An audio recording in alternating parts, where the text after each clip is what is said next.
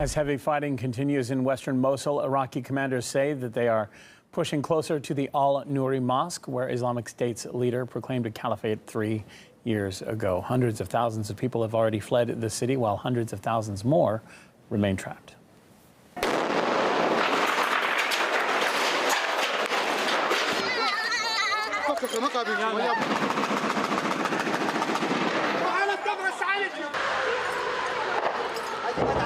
وحتى من تحررت هم تعبان الموصل، يعني اطفال عيله بعيلتها تموت يقع عليها البيت. شنو هذا؟ لا كان ما تحرير احسن.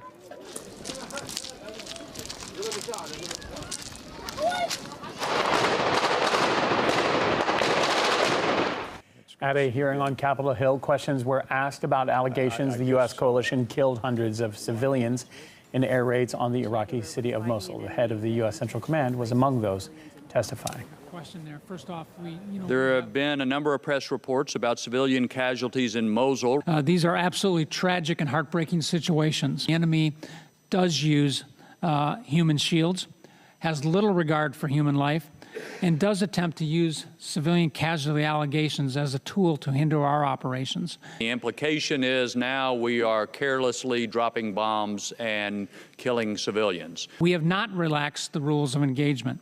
Well, you might have expected that with all the allegations about civilian casualties that keep adding up, that Congress would grill U.S. Central Command and demand answers, ask them what's going on.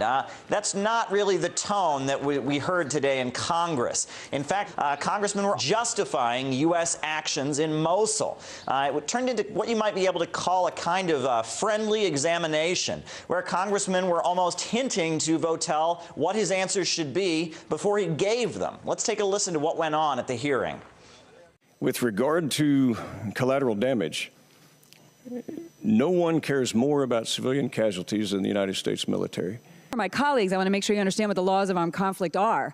That if we have a legitimate target, we do everything we can to minimize civilian casualties, but we're not allowed to target civilians. We never target civilians. Is ISIS targeting civilians? I believe they are. Absolutely. If we are not hitting legitimate military targets and allowing these terrorists to continue to live, then we are actually allowing them to continue to kill civilians. Additionally, it's my view that as we move closer into the urban combat into Mosul and they're using human shields, civilian casualties are going to go up. This is a horrible element of war, that ISIS started this war.